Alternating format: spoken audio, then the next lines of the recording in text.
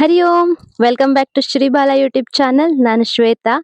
ಹವ್ಯಕರ ವಿಶೇಷವಾಗಿರ್ತಕ್ಕಂತಹ ವ್ಲಾಗ್ಗೆ ನಿಮಗೆಲ್ಲರಿಗೂ ಸ್ವಾಗತ. ಆ ನಿನ್ನೆ ಮೊನ್ನೆ ಎಲ್ಲ ಸಿಕ್ಕಾಪಟ್ಟೆ ಬಿಸಿಲಿದ್ದಿತ್ತು. ಇವತ್ತು ಬಿಸಿಲು ಬತ್ತನಾಳು ಅಂತ ನಿರೀಕ್ಷೆಯಿಂದ ನಾನು ಬೆಳಗ್ಗೆನೆ ವ್ಲಾಗ್ ಅನ್ನ ಶುರು ಮಾಡ್ತಾ ಇದ್ದೆ. ಸೊ ಇವಾಗ ಬೆಳಗ್ಗೆ ಒಂದು 7:30 ಆಗ್ತಾ ಇದ್ದು. ಒಂದಷ್ಟು ಕೆಲಸಗಳಿದ್ದು ಇವತ್ತು. ಮೇನ್ ಅಂತಂದ್ರೆ ಅವಲಕ್ಕಿ ಹಪ್ಪಳವನ್ನ ಮೊನ್ನೆ ಮಾಡದಿದ್ದೆ, ಅದು ಸರಿ ಆಯ್ತು. ಹಂಗಾಗಿ ಇವತ್ತು ಮತ್ತೊಂದು ಹೊಸ ಪ್ರಯೋಗ ಮಾಡುವ ಅಂತ ಹೇಳಿ ಬಾಳೆಕಾಯಿಯ ಚಕ್ಲಿಯನ್ನ ಟ್ರೈ ಮಾಡ್ತಾ ಇದ್ದೆ. ಬಾಳೆಕಾಯಿ ಚಕ್ಲಿ ಅಂತಂದ್ರೆ ಬಾಳೆಕಾಯಿನ ಬೇಯಿಸ್ಬಿಟ್ಟು ಮಾಡುವಂತಹದ್ದು. ಅದು ಎಣ್ಣೆಲಿ ಕರಿಯುವಂತಹದ್ದಲ್ಲ, ಬಿಸಿಲಲ್ಲಿ ಒಣಗಿಸುವಂತಹದ್ದು. ಸೊ ಹೆಂಗ್ ಮಾಡ್ತೆ ಹೆಂಗೆ ಅನ್ನೋಂತಹದನ್ನ ಈ ವಿಡಿಯೋದಲ್ಲಿ ನಿಮಗೆ ತಿಳಿಸ್ಕೊಡ್ತೆ. ಯಾರಿನ್ನ ಚಾನಲ್ಗೆ ಸಬ್ಸ್ಕ್ರೈಬ್ ಆಗದೆ ವಿಡಿಯೋಗಳನ್ನ ನೋಡ್ತಾ ಇದ್ರೋ ದಯವಿಟ್ಟು ಸಬ್ಸ್ಕ್ರೈಬ್ ಮಾಡ್ಕೊಂಡು ವಿಡಿಯೋಗಳನ್ನ ನೋಡಿ. ಸ್ಪೆಷಲ್ ಆಗಿರ್ತಕ್ಕಂತಹ ವಿಲೇಜ್ ಹವ್ಯಕರ ವಿಶೇಷವಾದಂತಹ ವಿಡಿಯೋಗಳಿಗೆ ನನ್ನ ಚಾನಲ್ನ ಸಬ್ಸ್ಕ್ರೈಬ್ ಮಾಡ್ಕೊಳ್ಳೋದನ್ನ ಮರೆಯಡಿ. ಹಾಗೆ ಫೇಸ್ಬುಕ್ ಪೇಜಲ್ಲಿ ಕೂಡ ನಿಂಗ ಫಾಲೋವನ್ನ ಮಾಡಿ. ಸ್ಟಾರ್ಟ್ ಮಾಡುವ ವ್ಲಾಗ್ನ. ಚಕ್ಲಿ ಮಾಡೋದಕ್ಕೆ ನಾನಿಲ್ಲಿ ಬಳಸ್ತಾ ಇರುವಂತಹದ್ದು ದಿನ ನಾವು ಹಣ್ಣು ತಿನ್ನುವಂತಹ ಮಿಟ್ಕ ಬಾಳೆಕಾಯಿನೆಯ. ಇದನ್ನ ಚೆನ್ನಾಗಿ ಕಟ್ ಮಾಡಿ ಬೇಯಿಸಿದ್ದು, ಸ್ವಲ್ಪ ಗಟ್ಟಿನೇ ಬೇಯಿಸ್ಕೊಳಕಾಗ್ತು. ಬೇಯಿಸ್ಕೊಂಡು ಸಿಪ್ಪೆ ತೆಗೆದು ಅದನ್ನ ದಪ್ಪವಾಗಿ ಬೀಸ. ಈ ರೀತಿ ಬೇಯಿಸುವಂತ ಸಂದರ್ಭದಲ್ಲಿ ಕೆಲವರು ಅದಕ್ಕೆ ಮಜ್ಜಿಗೆನ ಸೇರಿಸ್ತಾ, ಅಂದ್ರೆ ಸ್ವಲ್ಪ ನೀರಿಗೆ ಮಜ್ಜಿಗೆನ ಹಾಕಿ ಆ ನೀರಿನಲ್ಲಿ ಬಾಳೆಕಾಯಿನ ಬೇಯಿಸಿದ್ರೆ ಬಾಳಕ ಅಥವಾ ಹಪ್ಪಳ ಇದನ್ನೆಲ್ಲ ಮಾಡಿದಾಗ ಅದು ಜಾಸ್ತಿ ಕಪ್ಪಗಾಗ್ತಿಲ್ಲ, ಬಿಳಿಯಾಗಿರ್ತು, ಚೆನ್ನಾಗಿರ್ತು ಬಣ್ಣ ಅಂತ ಹೇಳಿ ಆ ರೀತಿಯಾಗೂ ಮಾಡ್ಕೆತ್ತ. ನಾನಿಲ್ಲಿ ಮಜ್ಜಿಗೆನ ಸೇರ್ಸಿದ್ನಿಲ್ಲ. ಎಂತಕ್ಕೆ ಅಂತಂದ್ರೆ ರುಚಿ ಹಾಳಾಗ್ಬಿಟ್ರೆ ಅಂತ ಹೇಳಿ ನಾನು ಮಜ್ಜಿಗೆನ ಸೇರ್ಸದ್ದೆ, ಹಂಗೆ ಮಾಡಿದ್ದೆ.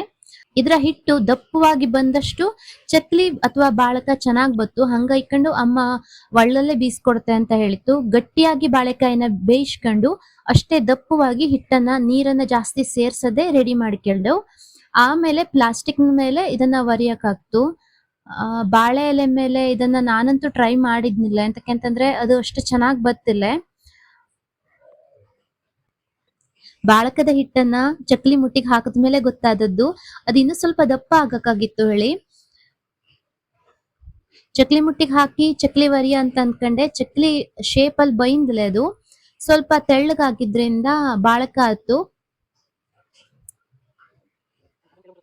ನಾವಂತೂ ಹಳ್ಳಿಯಲ್ಲಿ ಇಪ್ಪುದಾಗಿದ್ದಕ್ಕೆ ಇಲ್ಲಿ ಬೇಸಿಗೆಗಾಲದಲ್ಲಿ ಎಂತೆಂತ ಮಾಡಿಟ್ಕೊಂಡ್ರು ಅದು ಮಳೆಗಾಲದಲ್ಲಿ ಖರ್ಚಾಗೋಗ್ತು.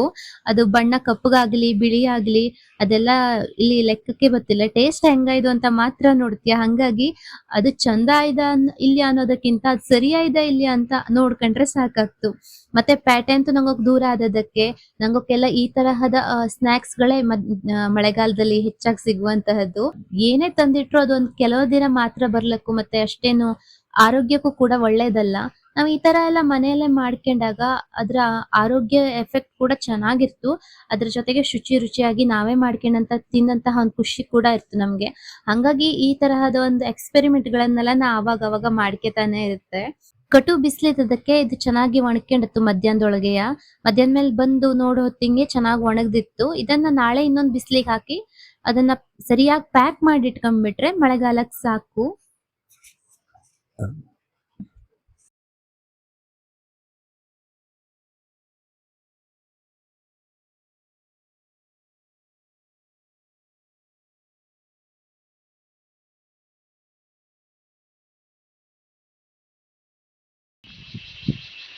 ಮಳೆ ಬರೋ ಥರ ಆಗ್ತಾ ಇದ್ದು, ಜೋರ್ ಗಾಳಿನೂ ಬೀಸ್ತಾ ಇದ್ದು. ನಾನೊಂದು ಕಾಯಿ ಬಿದ್ದಿತ್ತು ಇಲ್ಲೆಲ್ಲ ಕಡೆಗೂ, ಅದನ್ನ ಹೆಕ್ಕೊಂಡಪ್ಪ ಅಂತ ಬಂದಿದ್ದೆ.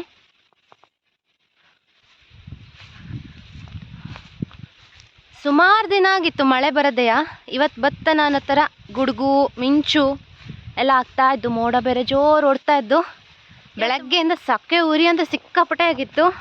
ಈಗ ಮಳೆ ಬಂದರೆ ತಂಪಾಗ್ತು. ಇವಾಗೇನು ಟೈಮ್ ಜಾಸ್ತಿ ಆಯ್ದಿಲ್ಲ, 5 ಗಂಟೆ ಅಷ್ಟೇಯ. ಫುಲ್ ಕಪ್ಪ ಇದು. ಮಳೆ ಬತ್ತೇನೆ ಜೋರು ಗುಡುಕ್ತಾ ಇದ್ದು.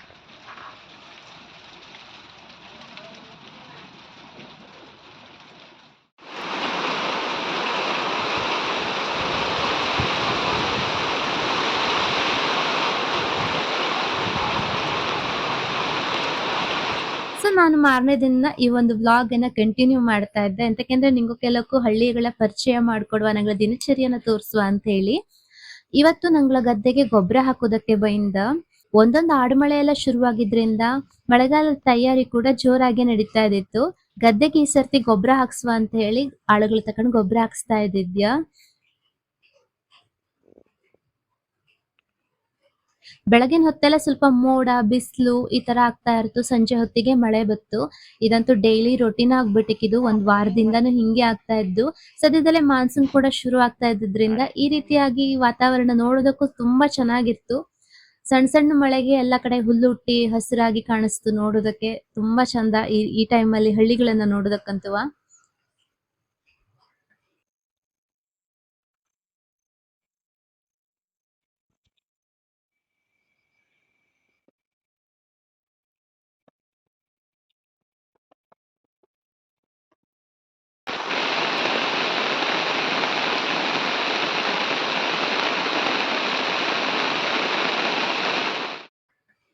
ಸೊ ಒಂದೆರಡು ದಿನ ಮಳೆ ಬಿತ್ತು. ಆಮೇಲೆ ಸ್ವಲ್ಪ ಹಳು ಬಿದ್ದಿದ್ರಿಂದ ನಾನು ತೋಟಕ್ಕೆ ಹೋಗಿದ್ದು ಇವತ್ತು.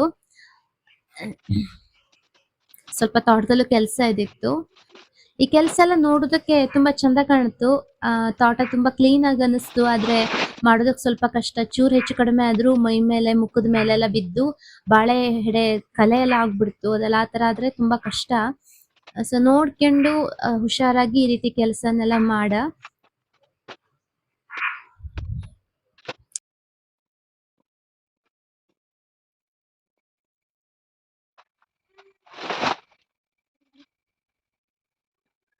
ಕೆಲಸ ಮಾಡ್ತಾ ಮಾಡ್ತಾ ಒಂದು ಎಡವಟ್ಟು ಮಾಡ್ಬಿಟ್ಟೆ. ಅದೆಂತ ಅಂದ್ರೆ ಒಂದು ಮರಕ್ಕೆ ಬಾಳೆಕೊನೆ ಇದ್ದಿತ್ತು.